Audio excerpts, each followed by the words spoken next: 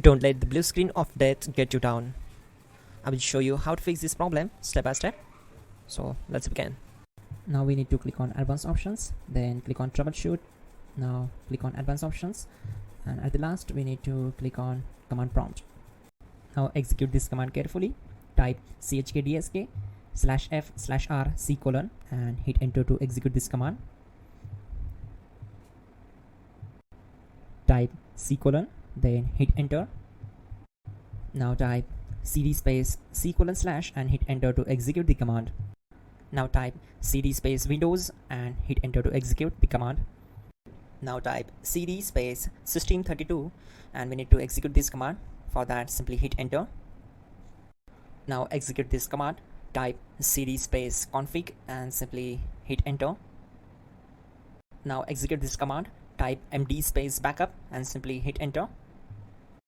Now type copy *** backup and simply hit enter to execute the command. Now execute the command md space backup1 and simply hit enter. Once we are here, we need to execute this command. Type copy space ** space backup1 and then press enter from your keyboard to execute this command. Type in cd space regback, then simply hit enter. Now type dir and hit enter. Now type copy space ** space ... and hit enter. Then type all and hit enter to execute the command. Now execute this command. Type bootrec space /fixmbr and simply hit enter. Now type bootrec space /fixboot and hit enter to execute. Type cd space c:/ and hit enter. Now execute this command.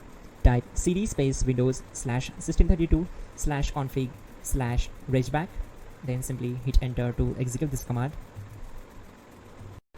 Type bcd edit space /export space c:/bcd backup and simply hit enter to execute this command. Now type cd space c:/ and hit enter. Now type md space boot and hit enter. Type cd space boot and simply hit enter. Now type md space bcd and simply hit enter. Type cd space c:/ and hit enter. Now type attrib space c:/ boot bcd space -h space -r space -s and hit enter to execute. Now type run space c:/ \boot \bcd space bcd.old, then hit enter. Now execute this command.